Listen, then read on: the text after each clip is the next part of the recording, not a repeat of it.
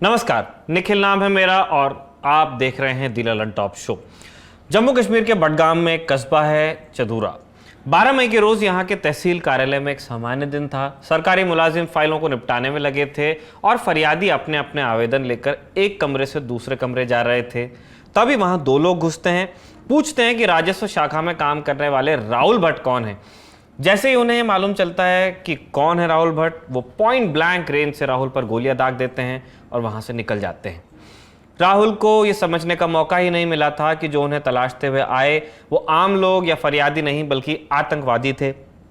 राहुल को तुरंत अस्पताल ले जाया गया जहां उन्होंने दम तोड़ दिया। इस घटना के बाद से घाटी में रह रहे कश्मीरी हिंदुओं में हाहाकार मचा हुआ है। एक 6 साल की बच्ची के अनाथ हो जाने का दुख भी है और इस बात की चिंता भी कि जब एक सरकारी मुलाजिम को उसके दफ्तर में घुसकर दिन दहाड़े इस तरह मारा जा सकता है तो बाकी अल्पसंख्यकों की जान की कीमत कितनी होगी। आज दिन भर कश्मीरी हिंदुओं ने प्रदर्शन करके ऐतराज जताया। हमने वो तस्वीरें भी देखी जिनमें पुलिस ने बल प्रयोग किया, आंसू गैस के गोले भी दागे प्रदर्शनकारियों पर। उधर राहुल का परिवार अपनी आंखें पोंछ भी नहीं पाया था कि आतंकवादियों ने एक और कश्मीरी की हत्या कर दी, रियाज अहमद ठोकर। जम्मू कश्मीर पुलिस में कांस्टेबल थे। पुलवामा के गुदरू में हमलावरों ने उनके घर में घुसकर उन्हें गोली मार दी। रियाज को भी अस्पताल ले जाया गया जहां उन्होंने प्राण त्याग दिए। इसीलिए आज की बड़ी खबर में दी ललन टॉप ये सवाल उठाएगा कि आखिर वो कौन सा मकसद है जो इन बेगुनाह लोगों को उनके दफ्तर और घर में घुसकर मारने से पूरा हो रहा है। और ये सवाल भी उठाएंगे कि जम्मू कश्मीर में चिर शांति के जो बड़े बड़े दावे सरकार ने किए थे वो खोखले साबित क्यों हो गए, और जम्मू कश्मीर की राजधानी के इतने करीब दिन दहाड़े हो रही इन हत्याओं का जिम्मेदार कौन है। पहले आप ये वीडियो देख लीजिए।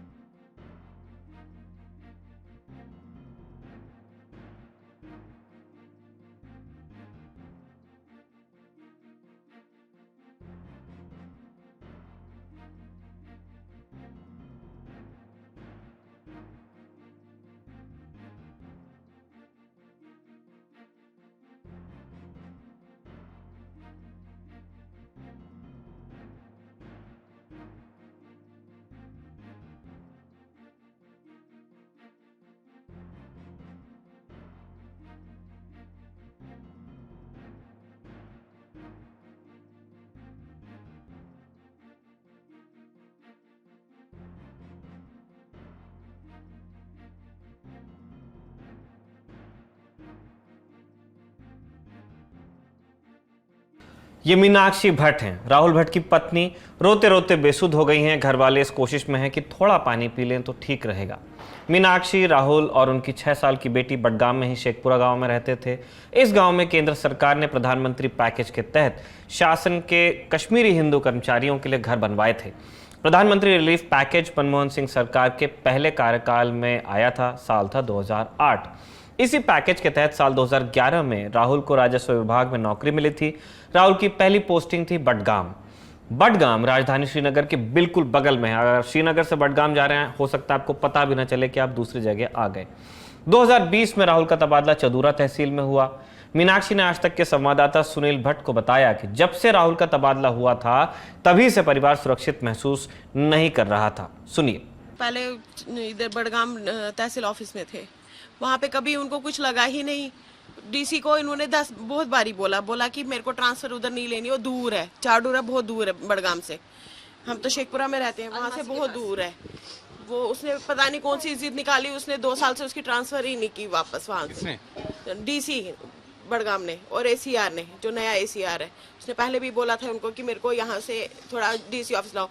जब पिछली बार उसके वो जो 2 मारे थे टीचर्स, तब हम फिर आए थे। मैंने इसको बोला था हम नहीं जाएंगे, मगर उसने नहीं माना, बोला मेरे को ड्यूटी जाना है। उन दिनों भी उनको बोला था इनको डीसी ऑफिस में ही रखो, वहाँ तब भी सेफ्टी है। इधर एक गार्ड नहीं था इसको बाहर भैया। जम्मू कश्मीर में कश्मीरी हिंदुओं की टारगेटेड किलिंग्स का बहुत लंबा इतिहास रहा है। 2 महीने के भीतर ये तीसरा हमला था। पहली 2 मिसालों पर गौर कीजिए। 4 अप्रैल को आतंकवादियों ने बालकृष्ण भट्ट को उनकी दुकान के भीतर गोली मार दी। 13 अप्रैल को आतंकवादियों ने सतीश कुमार सिंह को उनके घर के बाहर मार डाला। इन घटनाओं ने पिछले साल की याद दिला दी जब एक ही महीने में 7 लोगों की हत्या हुई थी, जिनमें कश्मीरी पंडित और प्रवासी मजदूर दोनों थे। बावजूद इसके राहुल भट्ट के दफ्तर में सुरक्षा का क्या इंतजाम था, वो आप उनकी पत्नी से सुनिए। कितने लोग उसके पास आते थे, सर के ऊपर से लोग होते थे। कोई सुरक्षा नहीं थी वहाँ कोई कुछ भी नहीं। एसडीएम ऑफिस साथ है, कोई एक गार्ड नहीं था बाहर जो चेक करता। इनके पास रिवॉल्वर थी।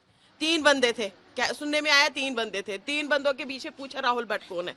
अच्छा, नाम पूछ के गोली शूट किया। वो अपनी चेयर पे बैठा था, अपनी ही चेयर पे शूट किया उसको। भैया हिलने का भी मौका नहीं दिया। उसके पास लोग बहुत आते थे। जिला मुख्यालय में उनका ट्रांसफर। हाँ, वो डीसी ने नहीं माना। डीसी ने तो बिल्कुल नहीं माना। उसको सबने बोला था इनको वापस ट्रांसफर करो, ये दूर दूर पोस्टिंग पे है। नहीं माना उन्होंने। और वहाँ पे सुरक्षा का कोई प्रबंध। सामने बोला उनको, मैंने बोला अगर इसको मारा है किसी ने, इन्होंने ही मारा है। डीसी ऑफिस वालों ने, एक एसीआर ने और एक डीसी ने, क्योंकि जिन्होंने इसकी ट्रांसफर की उधर, उसको पता है इतनी हालात खराब है वहाँ पे। डीसी ऑफिस में तब भी सिक्योरिटी है, ये सिक्योरिटी में नहीं रख सकते थे उनको। इन्होंने सब बटुआ को लेना है और उधर कटवा के ही लाना है। अभी आपको क्या लगता है कि कश्मीरी पंडित बलि का बकरा बन रहा है कश्मीर में? बलि का ही बकरा, और क्यों, कौन सा वो वहाँ पे सुरक्षित है? अगर पहली बार में ही वापस बुला लिया होता या कहीं एक ही ऑफिस में रखे होते, वहाँ सिक्योरिटी रखी होती तो थोड़ा लग जाता। एक बंदा था ये वहाँ पे।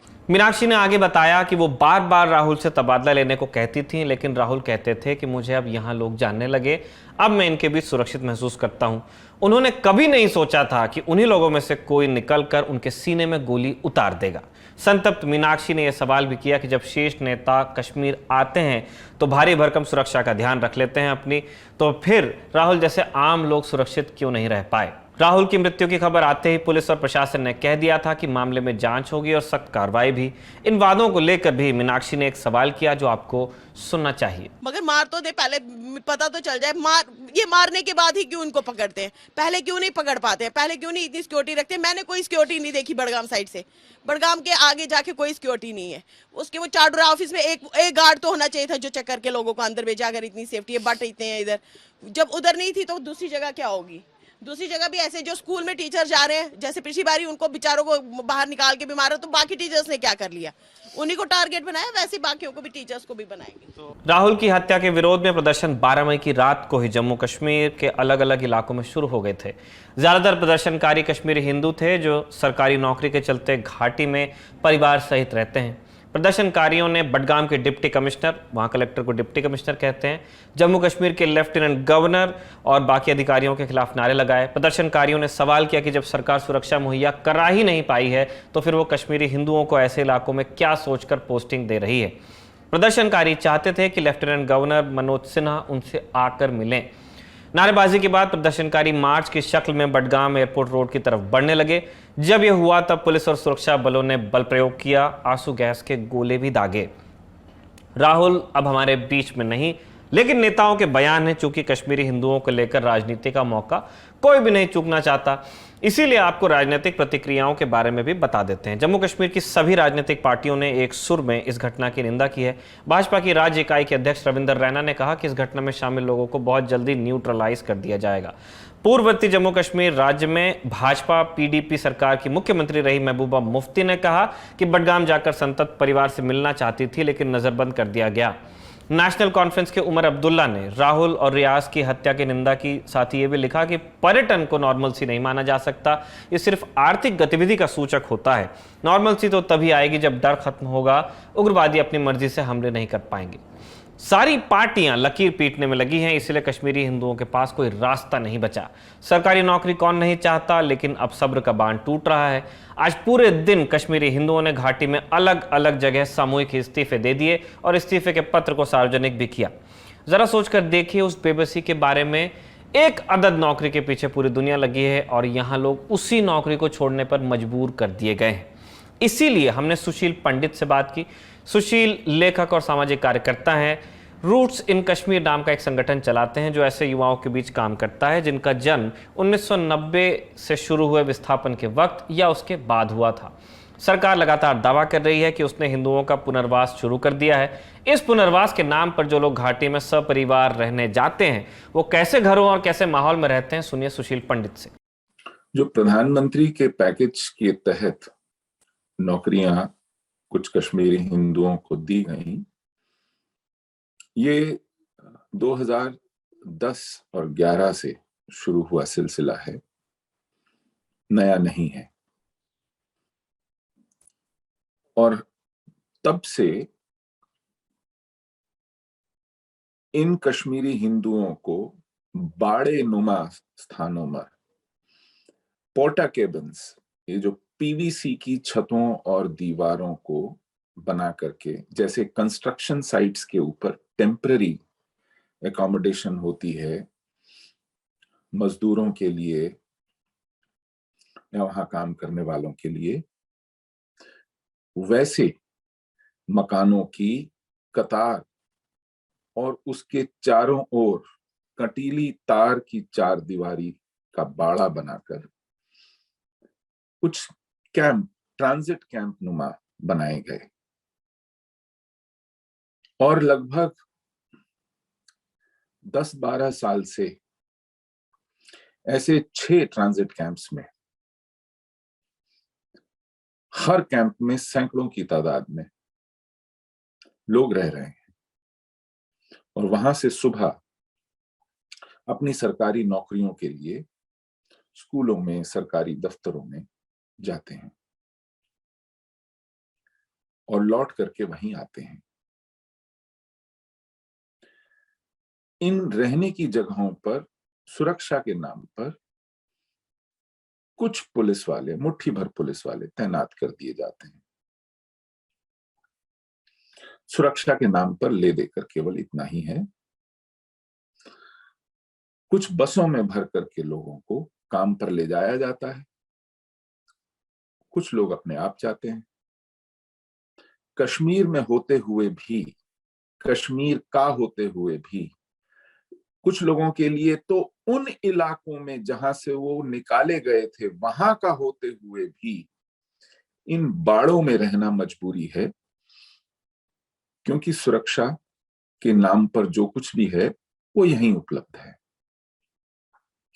बावजूद इसके नियमित तौर पर निशाने पर लिए जाते रहे हैं, मारे जाते रहे हैं, या जब कभी वहां हालात बिगड़े हैं तो इन बाड़े नुमा स्थानों को हजारों की भीड़ घेर लेती है, जैसा कि बुरहान वानी के एनकाउंटर के बाद हुआ। पत्थर बरसाए जाते हैं और ऐसे हालातों में वो जो मुट्ठी भर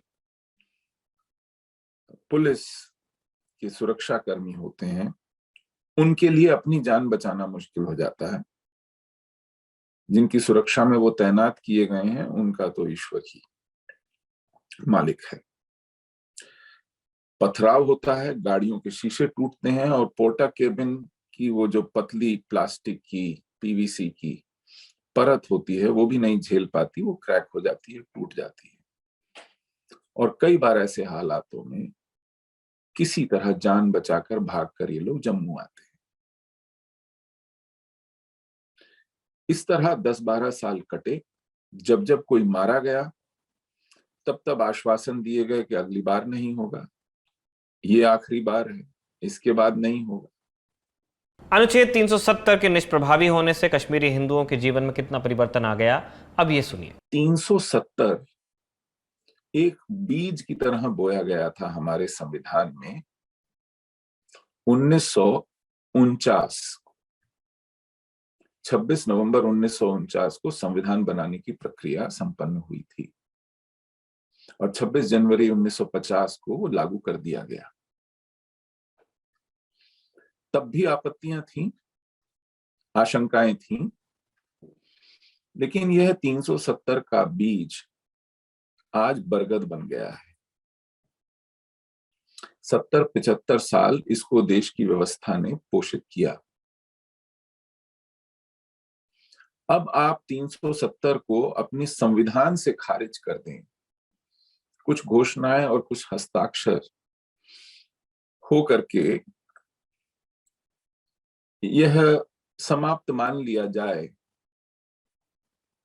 तो उसके कारण जो अब तक पनपा है वो घोषणा से तो उड़नछू होने वाला नहीं है।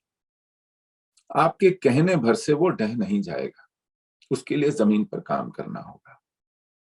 370 हटना एक युद्ध जैसी घोषणा थी जिहाद के विरुद्ध, लेकिन घोषणा के बाद युद्ध लड़ना पड़ता है, और अगर आप वो युद्ध लड़ने में इच्छुक नहीं हैं, केवल घोषणा करके ढोल बाजे बजाकर देश भर में वाहवाही लूट लेना ही यदि उसका उद्देश्य था, तो वो कितना कारगर सिद्ध हुआ ये अगले 2-2.5 सालों में सामने आ गया है। बल्कि घोषणा के 8 महीने बाद ही आपने 370 के जो प्रावधान थे उनको चोर दरवाजों से वापस लाना शुरू कर दिया। अब आते हैं कुतर्कों पर। कश्मीरी हिंदुओं की टारगेटेड किलिंग्स के बाद प्रशासन की तरफ से एक बहाना हर बार बनाया जाता है कि हर शख्स को हर वक्त हर जगह सुरक्षा देना संभव नहीं। इस पर भी सुशील पंडित ने अपनी बात रखी है। जो 32 वर्ष पहले निष्कासित होने ना होने के लिए अड़ गए थे और रह रहे थे वहां, उन लोगों तक को निशाने पे लिया जाना। कृष्णा ढाबा के मालिक के बेटे को, 36 वर्ष का बेटा, काम पे मार देना। एक सुनार जो निश्चल नाम का व्यक्ति, जो तब नहीं गया और अब डोमिसाइल सर्टिफिकेट लेकर के आया, उस व्यक्ति को अपनी दुकान पे मार देना। मखनलाल बिंद्रू को, जो केमिस्ट तब नहीं गया, उसको मार डालना।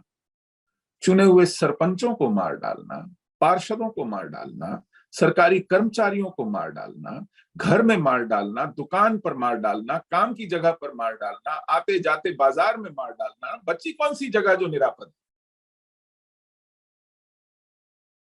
और इस पर वहां के डीजीपी दिलबाग सिंह कहते हैं कि पुलिस के लिए हर नागरिक को सुरक्षा देना संभव नहीं है। कहां दी जाती है दुनिया में? किसने मांगी थी हर नागरिक के लिए सुरक्षा?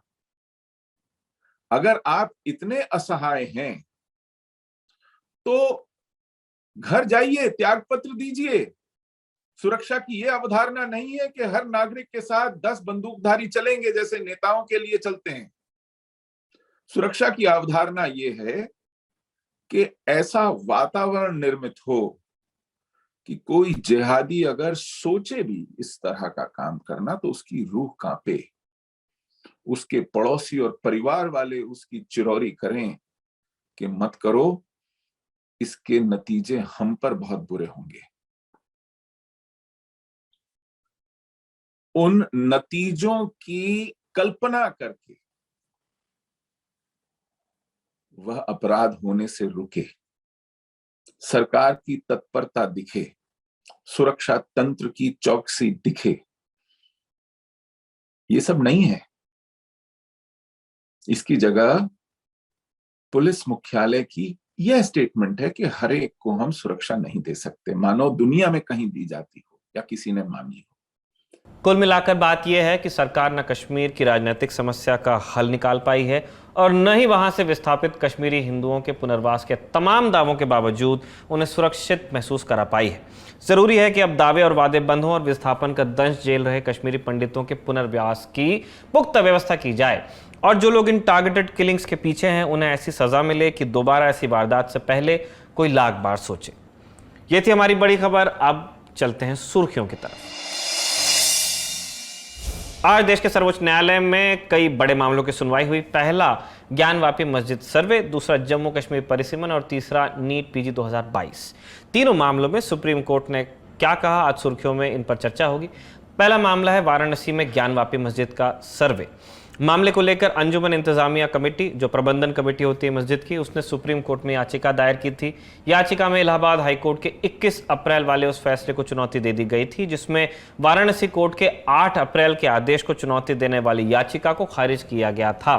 साथ ही कमेटी ने वाराणसी कोर्ट की ओर से ज्ञानवापी मस्जिद परिसर में सर्वे वाले आदेश पर तत्काल रोक लगाने की मांग की थी। मस्जिद प्रबंधन कमेटी की तरफ से सीनियर एडवोकेट हुजैफा अहमदी पेश हुए। उन्होंने कहा कि आज निचली अदालत के फैसले पर सर्वे की कार्रवाई शुरू हो जाएगी, इसीलिए मामले को आज ही सुना जाए। मामले में कम से कम यथास्थिति बनाए रखने का आदेश तो जारी किया ही जाए। इसके बाद chief justice of India justice N V. Ramana ने कहा कि मुझे भी मामले की पूरी जानकारी नहीं है, मैं अभी आदेश पारित नहीं कर सकता। मैं पहले कागजात पढ़ूंगा और फिर उसके बाद कोई आदेश दूंगा। सुप्रीम कोर्ट ने फिलहाल यथास्थिति रखने वाले आदेश को जारी करने से इनकार तो किया है, लेकिन कोर्ट मामले पर जल्द सुनवाई के लिए तैयार हो गया है। इस मैटर को लिस्ट कर लिया गया है। जानकारी के लिए आपको बता दें कि 12 मई को वाराणसी कोर्ट ने एडवोकेट कमिश्नर अजय कुमार मिश्र को हटाने वाली याचिका पर सुनवाई की थी। सुनवाई के बाद न्यायालय ने अजय मिश्रा को हटाने से इनकार कर दिया था। साथ ही अजय मिश्रा के साथ विशाल कुमार सिंह और अजय सिंह को भी कोर्ट कमिश्नर बना दिया था। इसके अलावा न्यायालय ने 17 मई से पहले सर्वे कराने का आदेश दिया था और 17 मई को सर्वे की रिपोर्ट तलब भी की थी। दूसरी सुर्खी, जम्मू कश्मीर के चुनावी क्षेत्रों में परिसीमन पर रोक लगाने से सुप्रीम कोर्ट ने अब इनकार कर दिया है। लाइव लॉ की रिपोर्ट के मुताबिक कोर्ट में इस मामले से संबंधित सुनवाई जस्टिस संजय किशन कौल और जस्टिस MM सुंदरेश की बेंच ने की। कोर्ट ने मामले में सख्त रुख अपनाते हुए याचिकाकर्ताओं से पूछा कि अधिसूचना 2020 में जारी हुई और आप अब चुनौती दे रहे हैं, 2 साल तक आप कहां सो रहे थे। सुप्रीम कोर्ट में यह याचिका जम्मू कश्मीर निवासी हाजी अब्दुल गनी खान और डॉक्टर मोहम्मद अयूब मट्टू ने दायर की है। याचिका में केंद्र शासित प्रदेश जम्मू कश्मीर में 2020, 21 और 22 की अधिसूचनाओं के अनुसार परिसीमन को चुनौती दी गई थी। इसके अलावा याचिका में जम्मू कश्मीर परिसीमन आयोग के गठन को भी असंवैधानिक बताया गया था। याचिका में सवाल उठाया गया था कि जब देश में अगला परिसीमन 2026 में होना ही है तो जम्मू कश्मीर में अलग से परिसीमन क्यों किया जा रहा है। मामले में सुनवाई के बाद सुप्रीम कोर्ट ने केंद्र सरकार, जम्मू कश्मीर प्रशासन और निर्वाचन आयोग से 6 हफ्ते के भीतर जवाब तलब किया है। साथ ही कोर्ट ने केंद्र और जम्मू कश्मीर प्रशासन के जवाब पर याचिकाकर्ताओं को जवाबी हलफनामा, जो काउंटर एफिडेविट होता है, दायर करने के लिए 2 हफ्ते का समय दिया है। यानी इस पूरी प्रक्रिया में 8 हफ्ते लग जाएंगे। इसलिए कोर्ट ने सुनवाई की अगली तारीख 30 अगस्त मुकर्रर की है। इससे पहले परिसीमन आयोग ने केंद्र शासित प्रदेश जम्मू कश्मीर में विधानसभा सीटों को बढ़ाने का प्रस्ताव दे दिया था। अब जम्मू कश्मीर विधानसभा में विधानसभा सीटों की संख्या 83 से बढ़कर 90 हो जाएगी। इसके अलावा पाक अधिकृत कश्मीर के लिए भी 24 विधानसभा सीटें रखी गई हैं इन 90 के अलावा, यानी कुल विधानसभा सीटों का आंकड़ा हो जाएगा 114। परिसीमन आयोग ने जो 7 सीटें बढ़ाई हैं उनमें से 6 जम्मू रीजन तो 1 सीट कश्मीर में बढ़ाई जाएगी। इससे जम्मू में विधानसभा सीटों की संख्या 43 और कश्मीर में 47 हो जाएगी। राज्य में 2 सीट कश्मीरी हिंदुओं के लिए, ये शब्द नहीं है, अल्पसंख्यक शब्द है, उनके लिए और 9 सीटें अनुसूचित जनजाति के लिए आरक्षित की गई हैं। अगली सुर्खी में देश में डॉक्टर्स को तैयार करने वाली परीक्षा नीट पीजी, उससे संबंध है सुर्खी का। सुप्रीम कोर्ट ने आज नीट पीजी 2022 परीक्षा को पोस्टपोन करने के लिए लगाई गई याचिका को खारिज किया। न्यायालय कवर करने वाली वेबसाइट लाइव लॉ के मुताबिक याचिका को खारिज करते समय कोर्ट का तर्क था कि यदि परीक्षा स्थगित होती है तो अराजकता और अनिश्चितता पैदा हो सकती है। अगर परीक्षा टलती है तो यह कदम तैयारी करने वाले 2 लाख से ज्यादा छात्रों के लिए पूर्वाग्रह पैदा करेगा। याचिका में मांग की गई थी कि नीट पीजी 2022 की परीक्षा को 8 से 10 हफ्ते के लिए टाल दिया जाए, जिससे नीट पीजी 2021 की काउंसलिंग का मामला पहले सुलझ जाए। सुप्रीम कोर्ट में जस्टिस DY चंद्रचूड़ और जस्टिस सूर्यकांत की बेंच ने परीक्षा को टालने वाली याचिका पर विचार किया। याचिकाकर्ताओं की तरफ से सीनियर एडवोकेट राकेश खन्ना, आनंद ग्रोवर और P विल्सन पेश हुए थे। वहीं केंद्र सरकार की तरफ से additional solicitor general Aishwarya Bhati पेश हुई। याचिकाकर्ताओं का तर्क था कि पिछले साल नीट पीजी 2021 की काउंसलिंग अभी चल रही है और अभी ये काउंसलिंग खत्म होने के आसार नजर आते नहीं।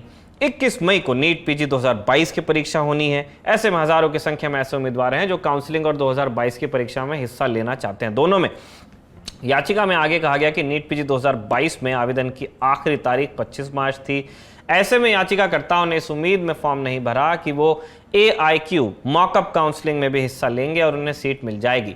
बाद में सुप्रीम कोर्ट ने 31 मार्च को AIQ मॉकअप काउंसलिंग को रद्द कर दिया था। ऐसे में कई उम्मीदवारों को न तो 2021 की काउंसलिंग में न तो सीट मिली और न ही 2022 के रजिस्ट्रेशन ही वो करवा पाए और उनका पूरा 1 साल बर्बाद हो गया। इसलिए राहत चाहिए थी। बेंच का कहना था कि 2 लाख से ज्यादा डॉक्टर्स ने परीक्षा के लिए पंजीकरण कराया है। रोगियों की देखभाल की जरूरतों को नजरअंदाज नहीं कर सकता है न्यायालय। देश को फिलहाल डॉक्टर्स की जरूरत है, साथ ही ये सरकार की पॉलिसी से जुड़ा मामला है। अदालत परीक्षा स्थगित करने का आदेश इसलिए नहीं दे सकती। नीट पीजी 2022 के अलावा सुप्रीम कोर्ट ने आज IIT JEE 2022 में अतिरिक्त मौके की मांग वाली याचिका को भी खारिज कर दिया है। चौथी और आखिरी सुर्खी जुड़ी है कांग्रेस से। देश के सत्ता से 8 सालों से दूर है पार्टी और पूरे देश में अब गिनती के मुख्यमंत्री बचे हैं। कांग्रेस इस स्थिति से उबरने के लिए नव संकल्प चिंतन शिविर आयोजित उसने किया है। राजस्थान के उदयपुर में 3 दिवसीय चिंतन शिविर में कांग्रेस नेताओं ने आने वाले सालों में पार्टी की दशा दिशा तय करने के लिए अपने अपने विचार रखे। शिविर के पहले दिन कांग्रेस अध्यक्षा सोनिया गांधी ने, कार्यकारी अध्यक्षा, उन्होंने अपने विचार रखे। सुनिए उन्होंने क्या कहा। सचेत हूँ, हर संगठन को न केवल जीवित रहने के लिए बल्कि बढ़ने के लिए भी समय समय पर अपने अंदर परिवर्तन लाने होते हैं। हमें सुधारों की सख्त ज़रूरत है। रणनीति में बदलाव, ढांचागत सुधार और रोज़ाना काम करने के तरीके में परिवर्तन। एक तरह से यह सबसे बुनियादी मुद्दा है। चिंतन शिविर से एक खबर यह भी है कि पार्टी ने पहले दिन परिवारवाद पर गहरा मंथन किया। आज तक की रिपोर्ट के मुताबिक परिवारवाद के आरोपों के जवाब में पार्टी जल्द ही 1 टिकट 1 फैमिली का फॉर्मूला निकाल सकती है, जैसा कि भाजपा में चल रहा है। पार्टी की रणनीति के पीछे एक वजह यह भी है कि बीजेपी परिवारवाद को लेकर कांग्रेस पर लगातार हमलावर रहती है। खुद प्रधानमंत्री नरेंद्र मोदी कई मौकों पर इससे बड़ा चुनावी मुद्दा बना चुके हैं, रैलियों में जिक्र करते रहते हैं। इसके अलावा निमंत्रण मिलने के बावजूद कांग्रेस नेता हार्दिक पटेल चिंतन शिविर में शामिल नहीं हुए। इस बीच एक बार फिर उन खबरों का बाजार गर्म है कि क्या हार्दिक पटेल कांग्रेस छोड़ भाजपा में जा सकते हैं। खैर, हार्दिक के मन में जो है वो हार्दिक जानते होंगे। एक बात तय है कि हार्दिक पटेल सच में पार्टी से नाराज हैं तो दिसंबर में होने वाले गुजरात चुनाव में कांग्रेस को हार्दिक पटेल की नाराजगी भारी भी पड़ सकती है। अलग अलग कमेंटेटर्स अपनी बात रख रहे हैं इस तरह से। वैसे एक सच ये भी है कि कांग्रेस ने जब जब चिंतन शिविर आयोजित किया है तो पार्टी को एक बार के सिवाय हमेशा हार मिली है। कांग्रेस ने अब तक 4 बार चिंतन शिविर का आयोजन किया है, जबकि 5वां चिंतन शिविर उदयपुर में अभी चल रहा है। पहला चिंतन शिविर साल 1974 में यूपी के बुलंदशहर में हुआ था। समाजवादी नेता जयप्रकाश नारायण के बढ़ते प्रभाव को ध्यान में रखते हुए चिंतन और मंथन कांग्रेस के काम नहीं आया और इंदिरा गांधी की लोकप्रियता में भारी गिरावट दर्ज की गई। इसके बाद साल 1977 लोकसभा चुनाव में कांग्रेस को करारी हार मिली। दूसरा चिंतन शिविर हुआ साल 1998 में। शिविर के बावजूद कांग्रेस केंद्र की सत्ता से बाहर हो गई। 2003 में कांग्रेस ने तीसरा चिंतन शिविर किया और इस शिविर से निकला 2004 के आम चुनावों में जीत का मंत्र। इस बार जीते थे। चौथा चिंतन शिविर हुआ लोकसभा चुनाव के पहले जनवरी 2013 में। इस शिविर में राहुल गांधी कांग्रेस उपाध्यक्ष नियुक्त हुए थे और चिंतन शिविर के बावजूद भारतीय राजनीति में मोदी युग का उदय हो गया। ये थी सुर्खियां, बारी है कू की राय की। आज हमने दर्शकों से पूछा था कू पर कि कश्मीर में लगातार हो रही हत्याओं के लिए कौन जिम्मेदार है। 34% लोगों ने कहा नेता, 2% लोगों ने कहा पुलिस, आतंकवादी कहा 23% लोगों ने और इन सभी को दोष दिया 41% लोगों ने। आप भी अगर कू पर हमारे पोल्स का हिस्सा बनना चाहते हैं तो आप दी ललन टॉप को फॉलो कर सकते हैं। हम कू पर अलग अलग मुद्दों पर राय मांगते रहेंगे। आपकी अपनी राय आप हमें कमेंट बॉक्स या #LTShowOnCoo के साथ आप कू करके भी बता सकते हैं। उसे भी हो सकता है हम शो में शामिल करें। अब विदा का वक्त है, लेकिन विदा से पहले आपको दिखाते हैं एक उम्मीद भरी तस्वीर। कश्मीर की समस्या राजनीतिक है, लेकिन इसमें धर्म का क्या स्थान है किसी से नहीं छिपाए। झगड़ा नक्शे पर लकीर खींचने को लेकर है, लेकिन इस चक्कर में लोगों के दिलों पर लकीर खिंच गई है। लेकिन अब भी एक बहुत बड़ा तबका है जिसके लिए कश्मीरियत धर्म से ऊपर है। ऐसे ही एक शख्स की तस्वीर जम्मू कश्मीर में इंडिया टुडे के संवाददाता अशरफ वानी ने ट्विटर पर शेयर की है। ये तारिक हैं, बडगाम के उसी शेखपुरा में रहते हैं जहां राहुल भट्ट का परिवार रहता है। आज जब कश्मीरी हिंदू कर्मचारी बडगाम रोड पर प्रदर्शन कर रहे थे तब तारिक उनके साथ खड़े हुए अपनी स्कूटी पर पानी की बोतलें लेकर आए, वहां बांटा। नेताओं की कुटिल राजनीति और आतंकवादियों के ढाई कहर ने कश्मीर में इस भावना को कुचलने की बहुत कोशिश की है, लेकिन कश्मीर अब भी ऐसी तस्वीरों में जिंदा है। इस उम्मीद के साथ कि एक दिन आएगा जब एक शांत और सुरक्षित कश्मीर में सभी धर्मों के लोग समरसता से रह पाएंगे और कश्मीरी हिंदुओं को उनका हक भी मिलेगा। हम लेते हैं विदा। नमस्ते।